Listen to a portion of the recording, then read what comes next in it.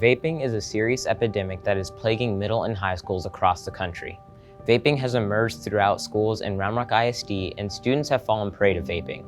According to a district-wide survey with over 2,400 responses, 20% of middle and high schoolers have personally experienced the effects of vaping, with 40% of survey participants having a friend or peer that vapes regularly. E-cigarettes, also known as vapes or juuls, contain a highly addictive substance called nicotine. According to the Kids Health Organization, nicotine can slow brain development in teens and can affect memory and concentration. According to the FDA, the vapor in e-cigarettes contains carcinogens that can result in chronic bronchitis and lung disease. Juul pods are a serious concern for health and contain the amount of nicotine you'd get in one pack of cigarettes. The following responses are from real Round Rock ISD students who have experienced the first-hand impact of vaping in their lives. I feel it's a way to escape from reality. It helps calm anxiety and relieve stress. I personally have dealt with a lot of mental problems and disorders that I do what I can to try to numb the pain or feel something.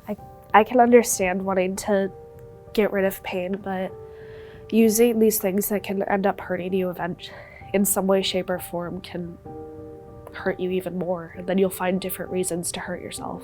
I developed breathing issues and started becoming more out of breath regularly, and I started getting into trouble a lot more. As someone who has asthma, I relate to people who have breathing issues, and it really saddens me to hear that people who vape get into trouble. My friends who I play soccer with have noticed that it's become harder to play when they were vaping, so they have stopped. Especially with the cases of lung collapsing occurring, it worries me what else may come from vaping. Wait, people's lungs have collapsed? My dad lived with good people. I wish those good people would stop. I want those people to live a long and happy life. I wish I got to know some of them before they were gone. I wish something better made them happy. That makes me so sad how people who were really good went to vaping and e-cigarettes to try to make themselves happy when there's really tons of activities and things they could have done instead of killing themselves in the process. I've tried a Juul, but it just hurt my throat and made me feel awful. Vaping does cause signs of extreme unrest and sickness, especially in your throat and lungs.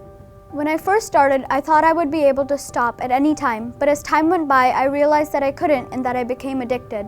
That really saddens me that people turn to vaping to solve their problems or something and think that it makes them happier, but it really just ruins their body and slowly kills them. If you or any of your loved ones are struggling with e-cigarette addiction, talk with your counselor or a trusted adult to begin the first steps of quitting.